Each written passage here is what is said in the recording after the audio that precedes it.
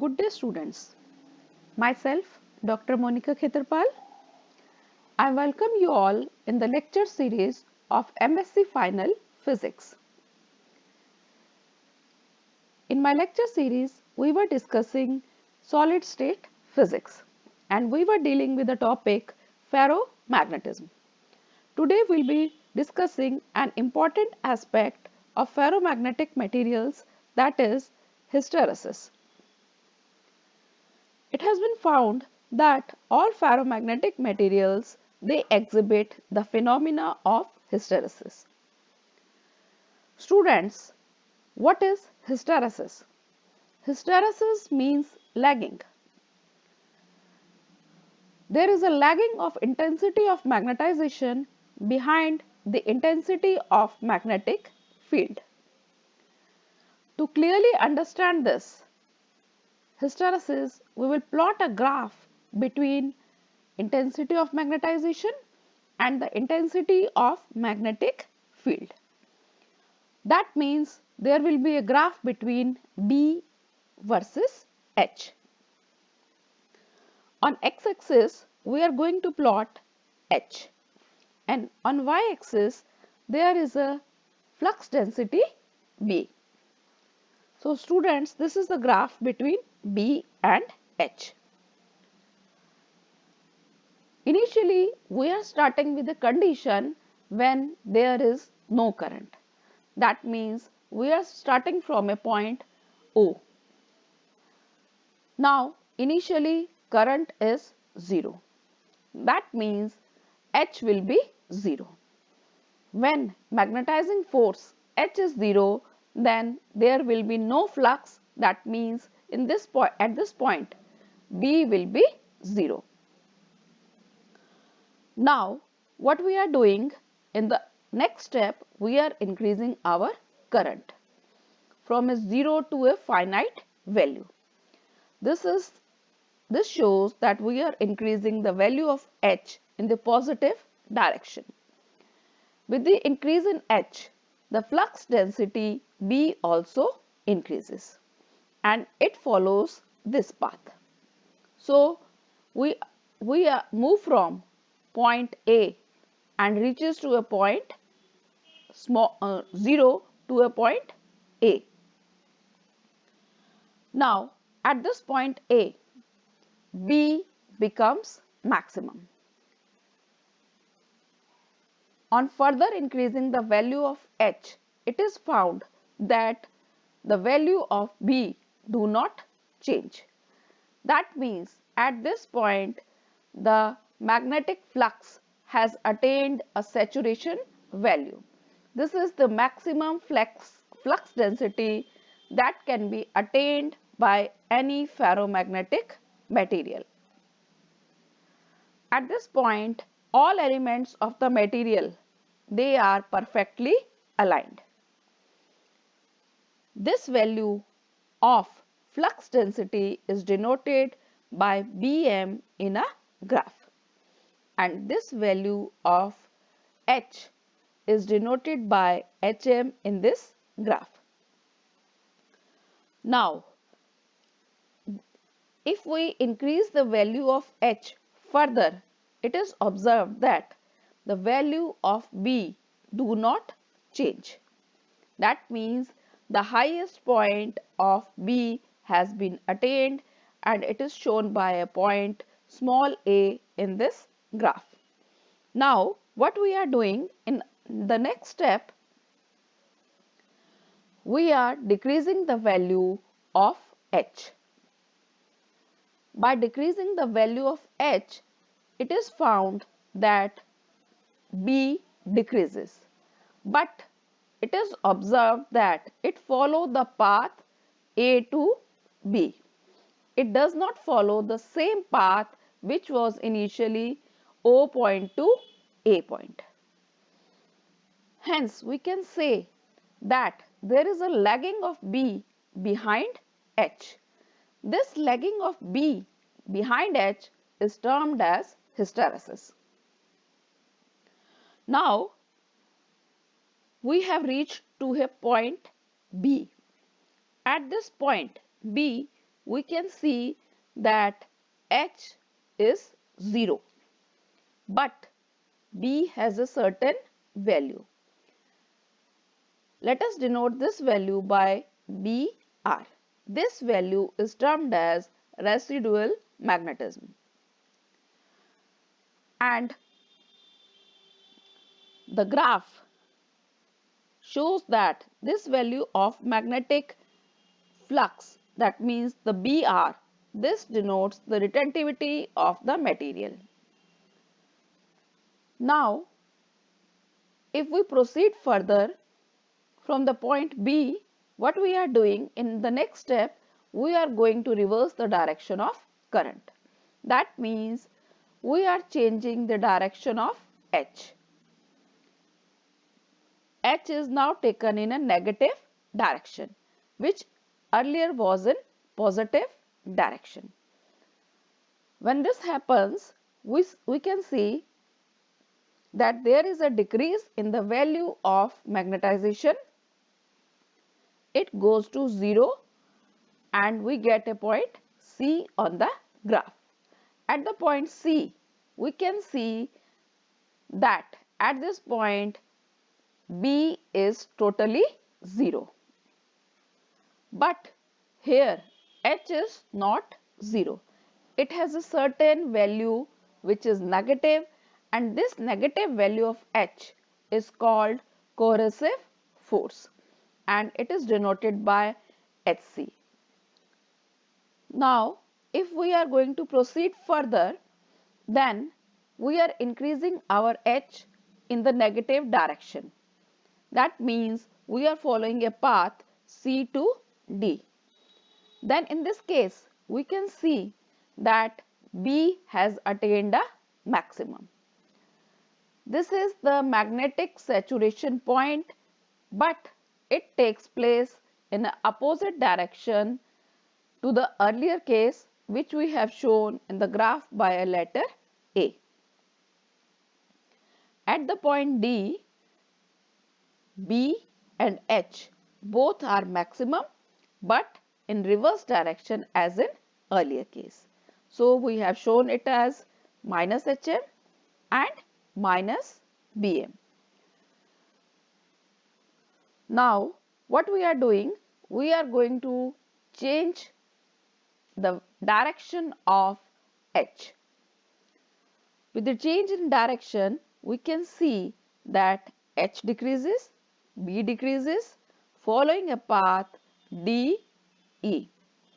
This point E again stands for residual magnetization with a negative sign with respect to the previous case. Further change in the H, we can see that it follows the path E, F. So, we can see from here that it does not follow, the curve does not traces the same path when we reverse the direction. Initially, the path was started from the point O, it followed a path O to A, then A to B, but they are not coinciding. That means 0 to A path is different and A to B path are different. So this curve which is shown in this graph, that means the variation shown here between B and H, this is known as hysteresis loop. So the graph of flux density lagging behind the field strength, it shows in a form of a loop which is termed as hysteresis loop. And here the energy is lost in the form of heat, and this lost in the energy is termed as hysteresis loss. And this loss is directly proportional to the area of the hysteresis loop. In the transformers, ferromagnetic materials are used. In order to make the core of transformers, the materials which have a small area of hysteresis loop, they are used. Here, one important factor we have discussed is corrosivity. What is this?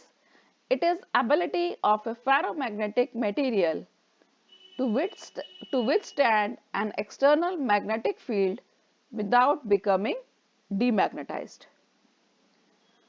The materials which have high corrosivity, they are hard and they are used to make permanent magnet. Whereas the materials which have low corrosivity, they are soft materials and they are used in making transformers, microwave devices, magnetic shielding and many more further applications.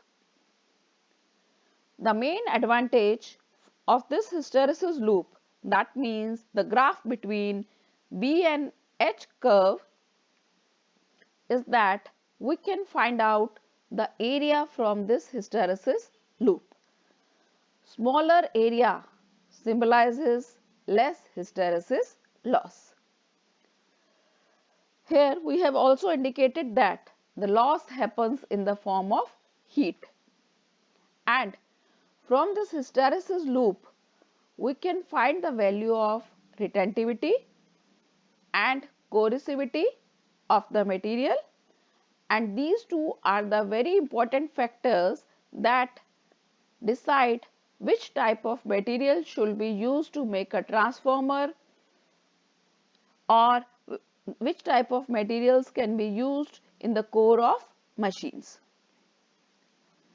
From the BH curve, we can also find the residual magnetism, and this is very applicable in choosing a material for electromagnets to be used.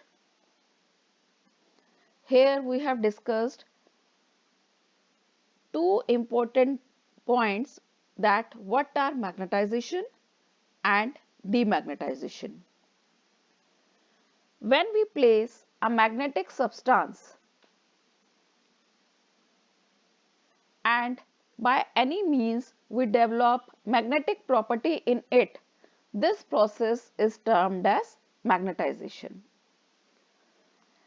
Magnetization can be produced in a material with the help of electric current, or for this purpose we can use strong magnets.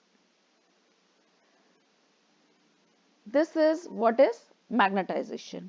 Now, what is demagnetization? Now, if we are using a magnetic substance and we are placing this magnetic substance in external magnetic field, then we know that this material will get magnetized. And if we reverse the direction of external magnetic field, then this material which initially we have magnetized, then this material will get demagnetized. So with the application of external magnetic field, we can achieve a magnetization and we can also achieve a demagnetization in a material.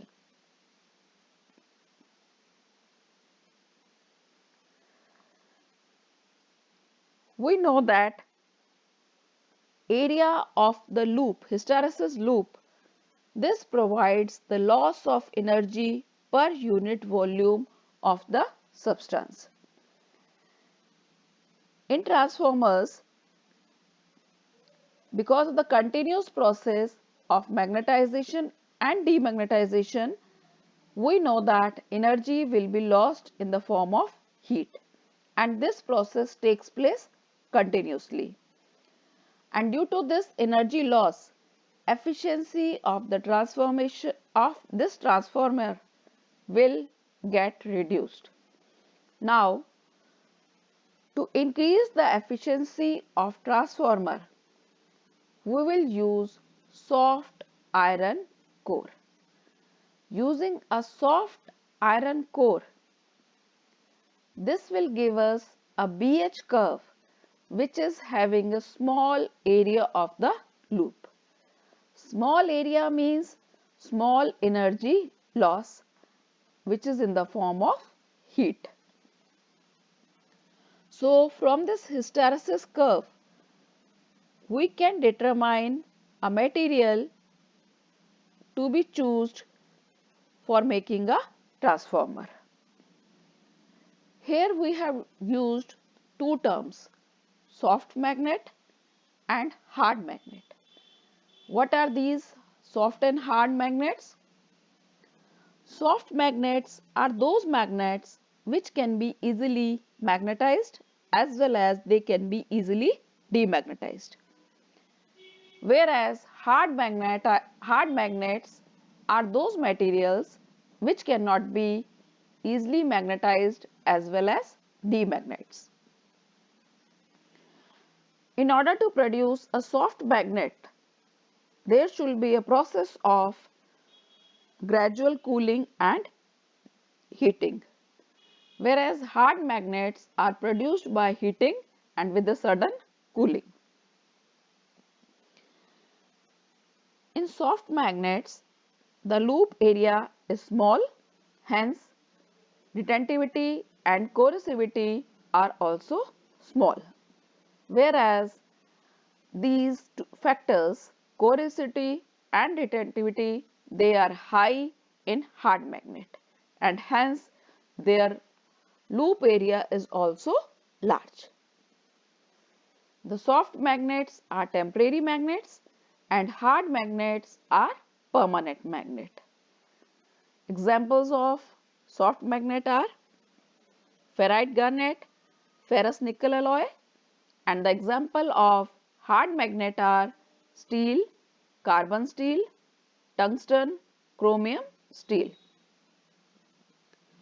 So students, hysteresis loop is a very important factor for deciding which materials should be used in making transformers or which materials we can use when we are using electromagnets in any appliance. The hysteresis loop area decides the energy loss in the form of a heat. If we choose a material which has a small loop area, then choosing a material, such type of material which has a small loop area will decide a material which has small energy loss. Thanks a lot for watching.